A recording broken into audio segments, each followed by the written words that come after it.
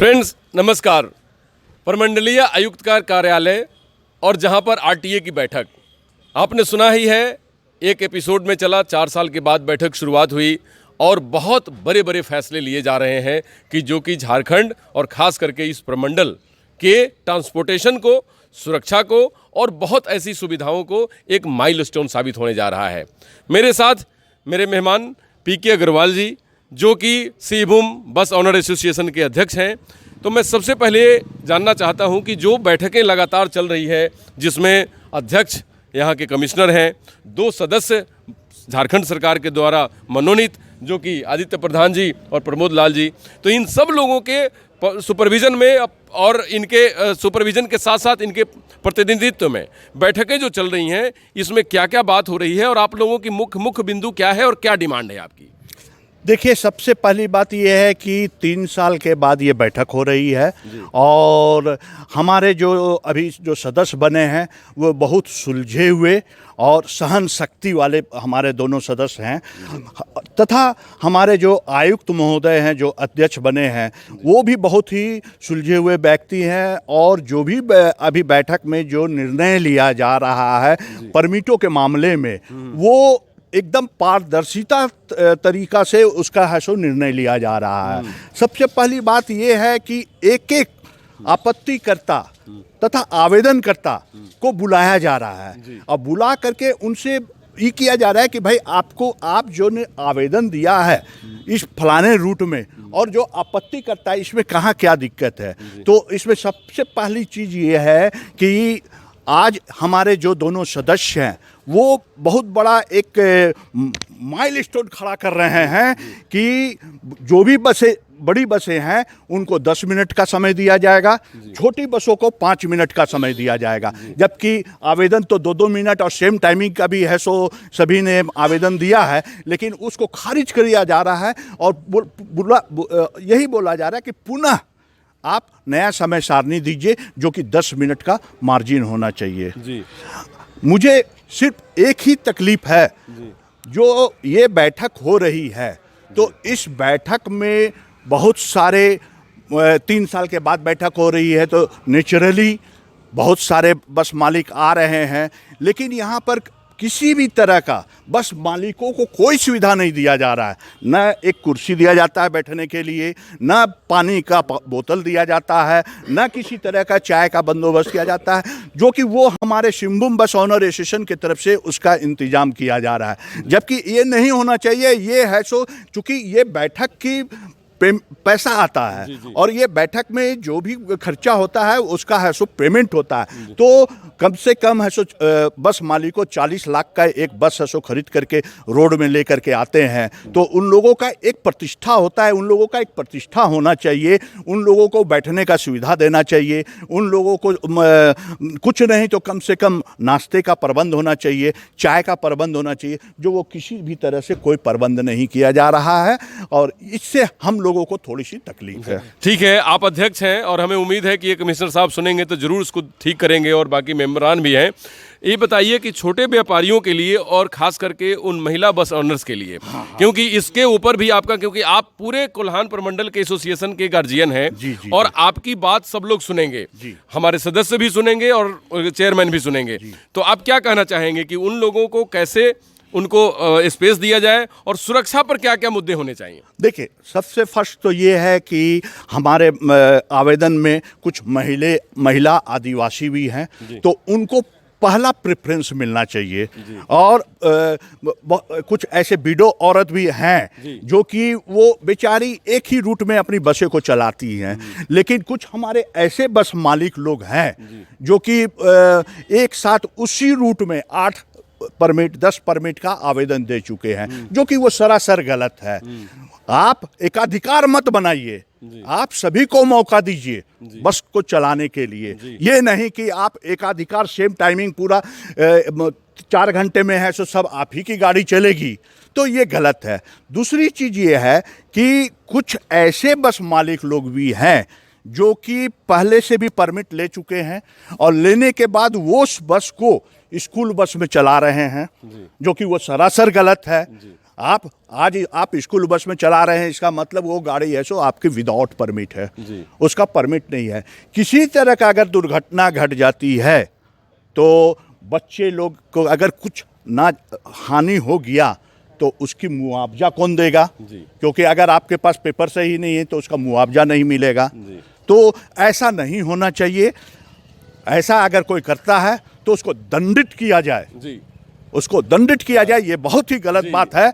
आप motor vehicle act motor 86 से कहती है कि उन लोगों का परमिट रद्द भी हो सकता है, रद्द भी हो सकता है, उनको दंडित किया जा सकता है। दंडित किया जा सकता है। अच्छा, कुछ ऐसे भी बस मालिक हैं जो कि वो 5 साल पहले है सो और 2022 में उनका परमिट है सो रिन्यूअल भी हो गया उसी के नाम से। तो क्या ये संभव होना चाहिए? ये चीज नहीं होना चाहिए। ये एकदम रोक लगाना चाहिए। मैंने जिस समय उनका रिन्यूअल के लिए वो आवेदन दिए थे, हमारा एसोसिएशन ने आपत्ति भी किया था, लेकिन उस आपत्ति को इन लोग खारिज करते हुए अब परमिट को निर्गत कर दिया गया। ये बहुत ही गलत हुआ है, ऐसा नहीं होना चाहिए। आज मैं अपने सदस्यों से, हमारे जो दोनों सदस्य हैं, मैं अपने दोनों सदस्यों से मांग करता हूं कि अगर कोई आदमी इस तरह का गलत काम करता है तो उसको कड़ी से कड़ी सजा दिया जाए और उसको ब्लैक लिस्टेड कर दिया जाए, क्योंकि ये बहुत ही गलत हो रहा है। ऐसा नहीं होना चाहिए। और मैं उम्मीद करता हूं कि हमारे अभी जो भी सदस्य दोनों बने हैं वो बहुत ही सुलझे हुए और बहुत साहसी और संघर्ष करने वाले हैं। तो इसीलिए इनसे हम लोगों को बहुत उम्मीद है, आगे भी हम लोगों को उम्मीद रहेगा। और मैं पुनः एक बार फिर इनसे विनती यही करूंगा कि अभी जो बैठक हो रही है, ये बैठक बहुत ही पारदर्शिता से हो रही है। एक एक आवेदनकर्ता, एक एक आपत्तिकर्ता को सुना जा रहा है। जैसे ये बैठक खत्म होता है, 4 दिन के अंदर इसका प्रोसीडिंग निकाल करके परमिट देने का काम शुरू कर दिया जाए। क्योंकि अभी बहुत सारी ऐसे बसेस चल रही है जिनके पास परमिट नहीं है, विदाउट परमिट गाड़ी चल रही है, लेकिन जब उनको है सो परमिट मिल जाएगा तो वो बसें अपना है सो लीगल हो जाएंगे और रोड में परिचालन भी अच्छा ढंग से होगा। पहला चीज। दूसरी चीज मैं मांग करता हूं हमारे माननीय सदस्यों से कि हर एक 2 महीना में इसी तरह से बैठक किया जाए। और जिस तरीका से अभी जो पारदर्शिता करके बैठक हो रही है, और जितने भी बस मालिक हैं सभी संतोष है, सभी को संतोष है, सभी खुश हैं कि नहीं, हम लोगों का बात सुना जा रहा है और जो सही है वो हो रहा है, गलत नहीं हो रहा है। आप संतुष्ट हैं? और बिल्कुल ठीक है, चल रहा है, प्रक्रिया बहुत बढ़िया है। मैं क्या, हमारे जितने भी बस मालिक हैं सभी संतुष्ट हैं, क्योंकि मैं सभी का विचार लेता हूं, सभी से मैं बात करता हूं। एक दो कुछ ऐसे बस मालिक जो कि हमको रांची से फ़ोन किए थे कि अरे वहां तो बहुत पारदर्शिता हो रहा है, ये हो रहा है, वो हो रहा है। हम बोले आइए, आकर के आप देख लीजिए, अगर गलत हो रहा है तो आप हमको बोलिए, मैं उसको रोकूंगा। आज उन लोग आए थे, आए, आकर के देखे, बोले कि नहीं एकदम सही काम हो रहा है। बहुत सुंदर भैया। अब 1 मिनट रुकिएगा। अब हमारे साथ क्योंकि 2 सदस्य हैं और लगातार मैराथन इनकी मीटिंग चल रही है, तो इन लोगों को दूर भी जाना है। खैर, अब मैं आदित्य प्रधान जी से जानना चाहता हूं कि जो बैठकें हो रही हैं इसमें एक मुद्दा ये भी उठाया जा रहा है एसोसिएशन की तरफ से भी, लोगों की तरफ से भी, कि परमिट के ऊपर चार्जेज बहुत हैं। उसमें आपत्तिकर्ता का बहुत सारा ऐसा माने मांग है कि जिसमें परमिट के चार्जेज हैं या सुरक्षा के दृष्टिकोण से हैं या बहुत ऐसे मुद्दे हैं कि जिसके ऊपर बड़ी सेंसिटिव तरीके से जांचने की ज़रूरत है। तो क्या आप लोगों ने उस पर आज क्या क्या कार्रवाई किया और क्या क्या ये चल रहा है? देखिए, सबसे पहले मैं सिंहभूम बस ओनर एसोसिएशन के अध्यक्ष हमारे बड़े भाई प्रदीप अग्रवाल जी को धन्यवाद देना चाहता हूं कि हम लोग जिस पारदर्शिता के साथ परमिट जारी करने का काम कर रहे हैं उसमें ढेर सारे मालिक को तकलीफ होना चाहिए, लेकिन हमको आश्चर्य लग रहा है कि सारे बस मालिक खुश हैं और इसका नतीजा हमारे हेडक्वार्टर तक जा रही है कि लोग इस प्रक्रिया से संतुष्ट हैं। ये हमारे लिए बहुत बड़ी उपलब्धि का चीज़ है। और रही बात व्यवस्था को दुरुस्त करने का, इसमें हमारी बेहतर समन्वय की ज़रूरत है। हम बस मालिकों से कुछ भी नाजायज़ करके अच्छा व्यवस्था कायम नहीं कर सकते हैं। उनका सहयोग ही हमारे लिए बहुत बड़ी चीज़ होगी। और जो व्यवस्था पहले था उस व्यवस्था में लोगों की नाराज़गी थी और सरकार भी इस प्राधिकार को गठन नहीं कर पाया था, जिसके चलते ये कम्युनिकेट नहीं हो रहा था।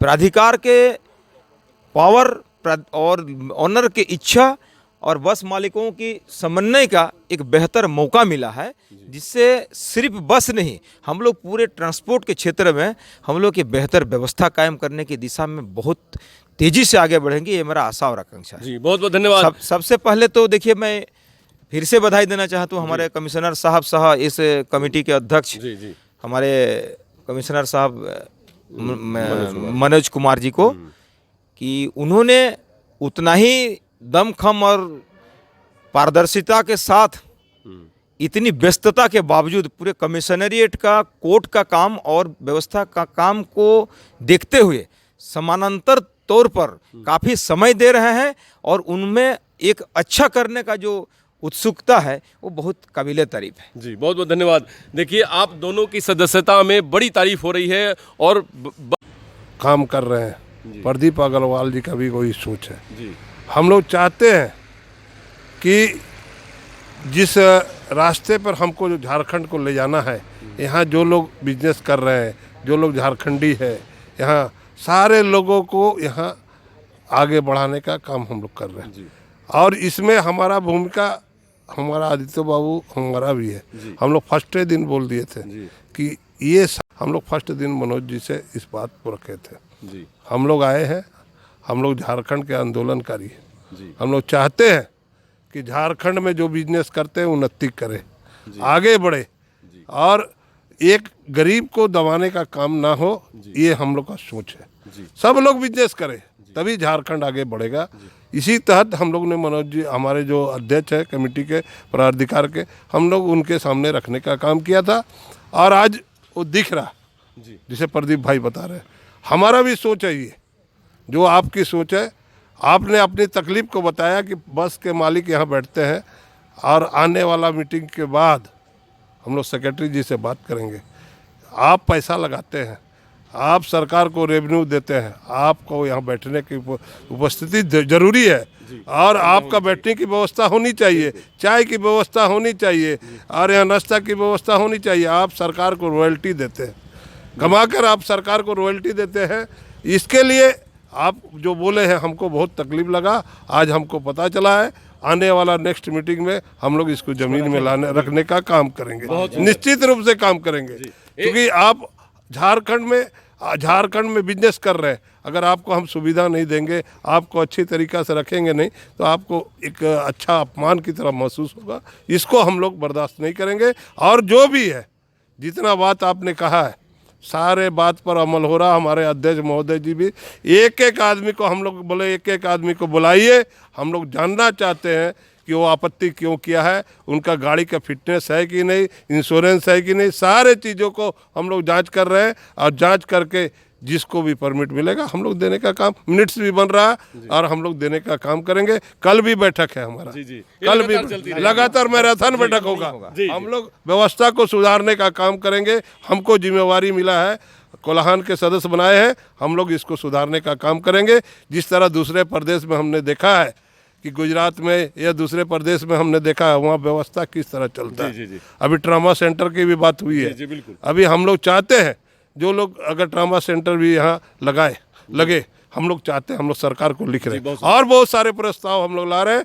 आपकी सहयोग की ज़रूरत है प्रदीप जी, और हम लोग सहयोग करेंगे। आप खुश रहिएगा तो हम लोग खुश रहेंगे।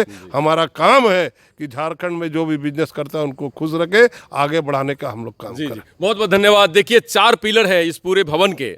एक कमिश्नर साहब जो अध्यक्ष हैं, दूसरे प्रमोद लाल जी, तीसरे आदित्य प्रधान जी, और चौथे पीके अग्रवाल जी, कि जो इन्होंने ये बात बताई कि ये चारों पिलर पे जो भवन निर्मित है, सुरक्षा की भवन है, वो सेफ्टी की भवन है, वो न्याय की भवन है, और वो अच्छे ट्रांसपोर्टेशन की भवन है। क्योंकि अगर अच्छी ट्रांसपोर्ट की सुविधा होगी तो हमारा पब्लिक यहाँ से वहाँ, हमारी पब्लिक को आने जाने में सुविधा मिलेगी। हमारी पब्लिक या हमारे स्कूल जाते हुए बच्चों पे खासकर तवज्जो देने की ज़रूरत है, जो एक कमेटी उठाई है। दूसरी बात, बहुत ऐसे सवाल उठ रहे हैं कि बहुत सारे सेस लिए जा रहे हैं, जैसे ग्रीन सेस नाम के भी एक कोई ऐसी चीज़ है कि जो ली जा रही है, और अनेक जगहों पर परमिट हमारे यहाँ की परमिट से सस्ती है।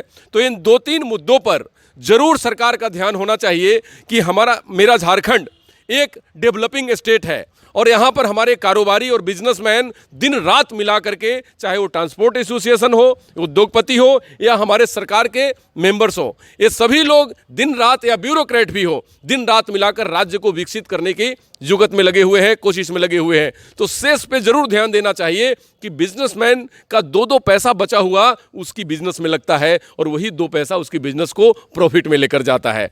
तीसरी बात कि अगर कोई व्यक्ति चाहता है कि हम इस राज्य में व्यापार करें तो उसके लिए अनुकूल वातावरण बनाने की जरूरत है कि जो कि बगैर गुड ट्रांसपोर्टेशन के नहीं हो सकते, क्योंकि बाहर से आया हुआ आदमी यही देखता है कि हम कितना जल्दी कहीं पहुंच रहे हैं। तो इस बातों का ध्यान रखना बहुत आवश्यक है और इसकी कवायद कुल्हान प्रमंडल से शुरुआत हुई है, लेकिन ये पूरे झारखंड को बदल के रख देगा, क्योंकि ये कुल्हान प्रमंडल अपने आप में हमेशा इतिहास रचा है। तो प्रदीप कुमार जी ने, प्रमोद लाल जी ने और आदित्य प्रधान जी ने और कमिश्नर साहब मनोज कुमार जी ने, इन चारों ने जो इतिहास लिखना शुरू कर दिया है, ये पूरे व्यवस्था को बदल देंगे और पूरी व्यवस्था ट्रांसपेरेंट होगी और पूरी व्यवस्था व्यवस्थित और एकत्रित नियंत्रण से होगी और कहीं भी कोई गड़बड़ी होगी उसका तुरंत निदान होगा।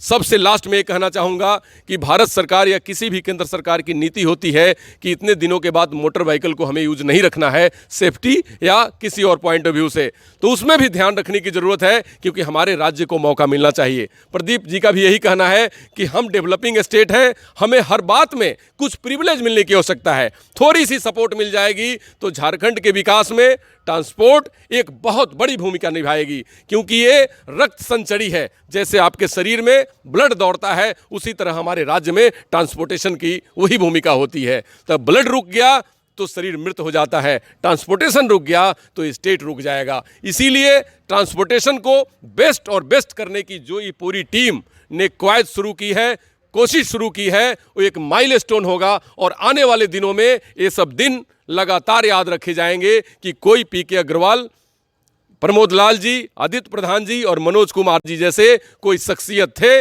और हैं कि जिन्होंने एक ऐसा नियम कानून बनाया है कि जहां ट्रांसपोर्ट यूज करने वाले और ट्रांसपोर्ट की सुविधा देने वाले दोनों खुश हैं और दोनों के चेहरे पर मुस्कान है और दोनों के घरों में खुशहाली है। ट्रांसपोर्ट को यूज करने वाले और ट्रांसपोर्ट की सुविधा देने वाले, स्कूल जाने वाले बच्चों की भी सुविधा उसी तरीके से निर्भर करती है, क्योंकि आपके बच्चे जब सुरक्षित आपके घर पहुंचते हैं तो बड़ी खुशी होती है। ये जिम्मेवारी इस पूरे विभाग पे है।